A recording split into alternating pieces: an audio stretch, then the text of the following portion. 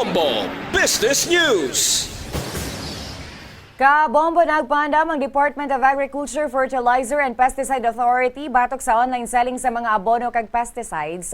Suno sa ahensya, wala ini nag-issue sang lisensya o permit nga nagahatag sang pahanugot sang pagbaligya sini nga mga produkto paagi sa online shopping platform. Pahayag pa sini masami nga hindi ma-trace ini nga mga produkto kung ginabaligya online. Posible man nga counterfeit, substandard, wala na label sang maayo kag may mga chemical nga hindi safe ang mga baligya online. Iban sini nga mga produkto na pa sa lawasang pungsod, kag wala nagasulod sa Pilipinas, o kung kag nagasulod sa Pilipinas, nga wala sang gusto nga registration, quality inspection, o kung required nga certificate authorizing the importation of pesticides.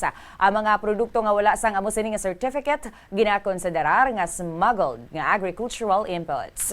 Sa aton pa nga, iban pa nga mga balita sa negosyo, yaring posible adjustment sa presyo sang produktong petrolyo sa subong nga semana. Sa gasolina, posible may rollback nga 5 sentimos sa kada litro. Sa diesel, posible magsaka sang 80 sentimos sa kada litro. Sa kerosene, posible magsaka sang 45 o kung sa liwat. Sa kerosene, posible magsaka sang 45 sentimos sa kada litro. Ipagwa sa buong adlaw sang Lunes ang final nga price adjustment ipatuman ina epektibo buwas sa aga.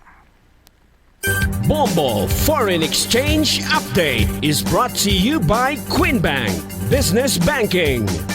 Ining exchange rate yan basa naton sa closing transactions ang Bangko Sentral ng Pilipinas kag Bankers Association of the Philippines sa Bapa sang Biyernes sang hapon. Wala sang transaksyon sa bilog nga weekend.